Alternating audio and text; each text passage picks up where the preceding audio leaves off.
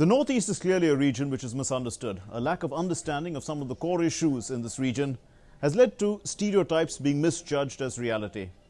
In this episode, we touch upon some of these stereotypes, like the region being a disturbed area, women's place in society, their importance versus the lack of representation, and on whether IT-enabled services has a future in the Northeast. The Northeast has been stereotyped as a disturbed area, infested with insurgents and militants. It has seen violent secessionist movements right from the time of independence.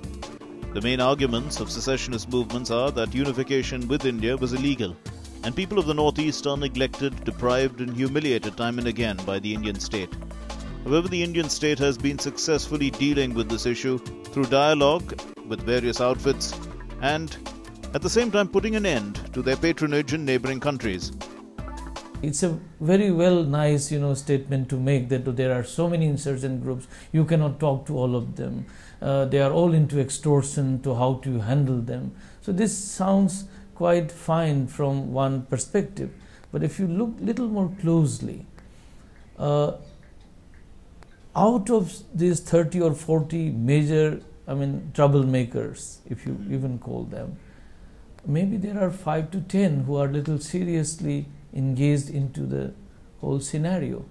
The rest of them are created by the state themselves. So then it's much easy now to say that, well, there are so many insurgent groups. But this, one should see, is part of what you call counter-insurgency strategy. That you increase the number of insurgent groups, delegitimize them, then create as many possible voices, contradict one another, to say that, well, there is no legitimate voice of the insurgent groups. So one must see this part as well.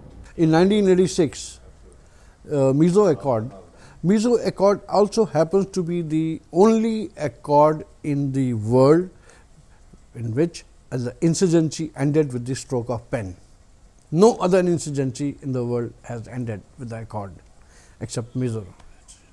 And later, the Mizos with the same name, Mizo National Front, contested the election and they won the election. They ran the state government for 2 terms.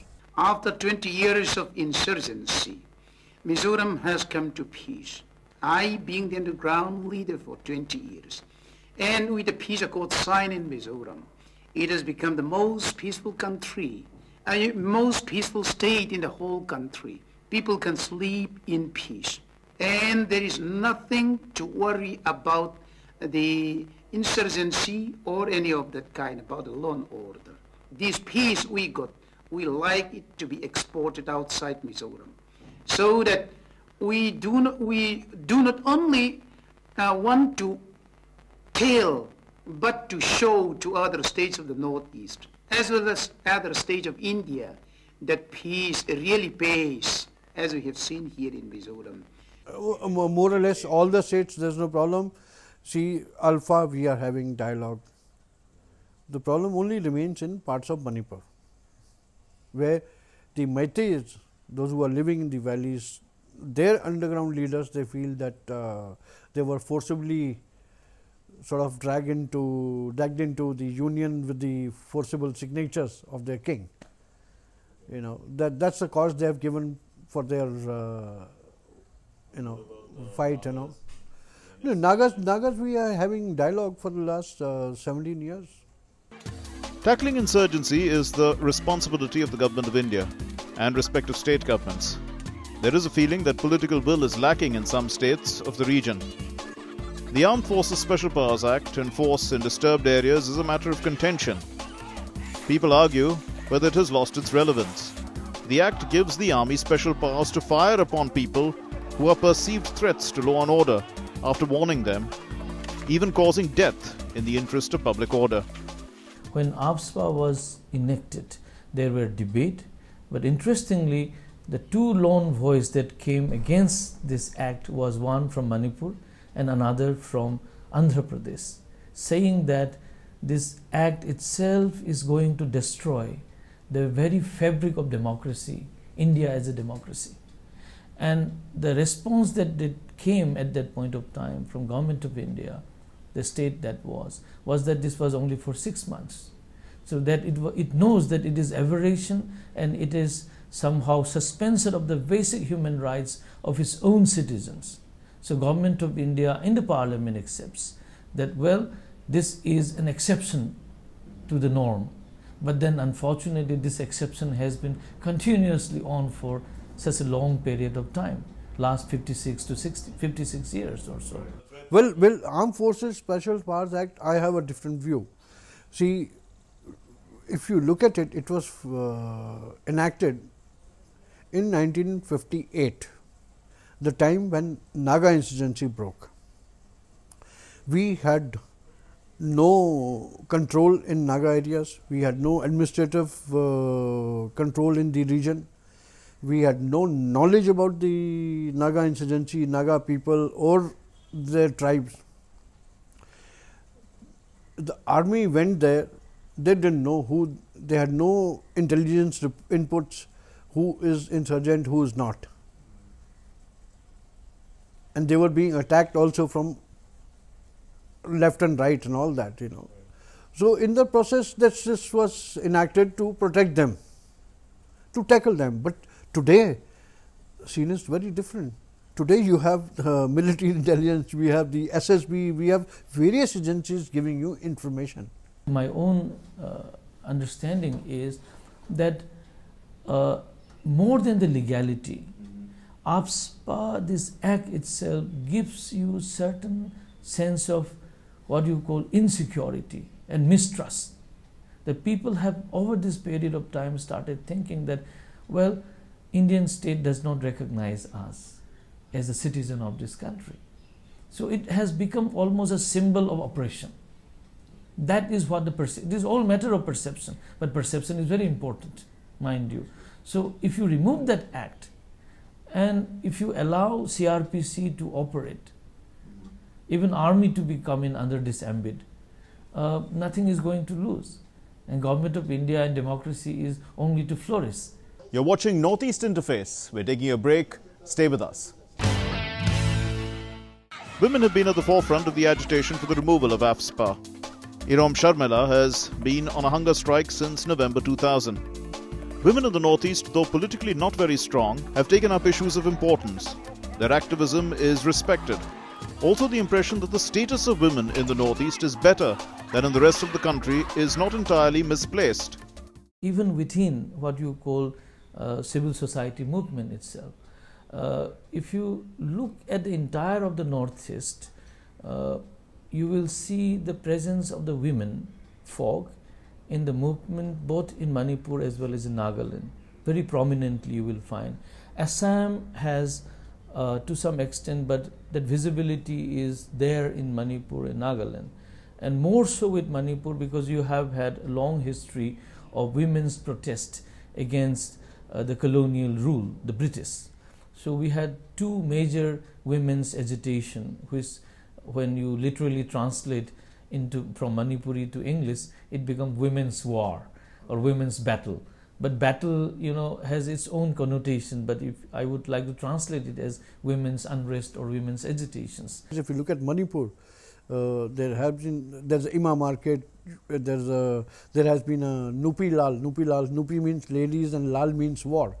The women fought Britishers in Manipur. There's a memorial also erected in Imphal. You can, next time when you go, you can see. So, but at the same time, Manipuri women, Meitei women, they when they take out evening procession with the torches, that shakes up the administration. They're so strong. Meghalaya is a matrilineal society, but I have maintained this in my writings, that the worldview of the people here, including the women, is very patriarchal. So just having a matrilineal system where lineage is from the mother's side, it really doesn't impinge too much on day-to-day living. We still place a lot of authority, a lot of leadership on men, you know. But the most important thing is that political participation should begin at the grassroots, at the level of the local traditional institutions where women are not allowed to have any say. women are not allowed to contest. It's a completely male-centric institution. So with that kind of institution in place, how can we say that we are a matrilineal society and therefore a society where women are already empowered? They're not empowered at all. They're not empowered economically. They're not empowered socially. And especially, they're not empowered politically. See, if you are economically empowered, then you can also take certain decisions yourself. Otherwise, you'll be dependent on the male partner. And it's also true that in Meghalaya we have very high levels of divorce, and there are many women-headed households. If you see women working everywhere, if you see women dominating the marketplace, it's because they have to, because they carry the burden of the family on their shoulders. If you talk to many of these, you'll find that they have been abandoned and they have to run a family. The children are always with the mother after divorce. So it's a double whammy, for us. The status of women in Northeast region in comparison to other is higher. Here the sex ratio of female is also higher. Women are given respect, high respect in Northeast region.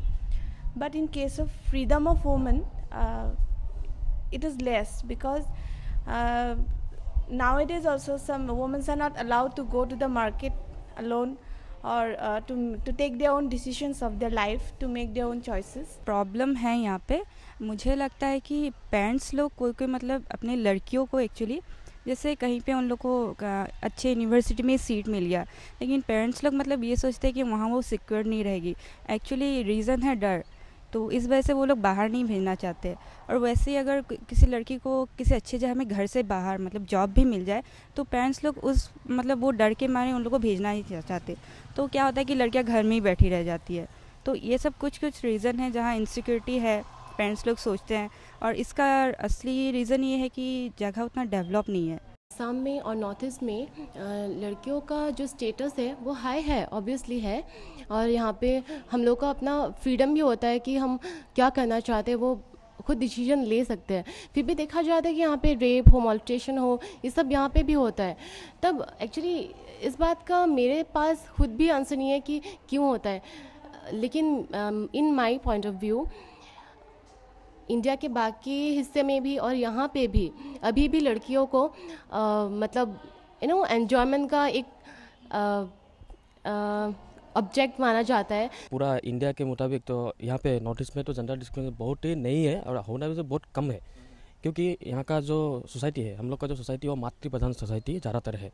जो India का जो बाकी जो main land parts है तो वहाँ पे ज़्यादातर दिखाया जाता है कि वो पुरुष प्रधान मेल डोमिनेटेड वो पार्ट है, लेकिन यहाँ पे वो बात नहीं है. तो यहाँ पे इक्वल क्या बोलेगा वो मतलब सबको मिलता है, इक्वल फैसिलिटी मिलता है, इक्वल वो मिलता है. नॉर्थ ईस्ट में बहुत बढ़िया मर्यादा मिलता है नारी को.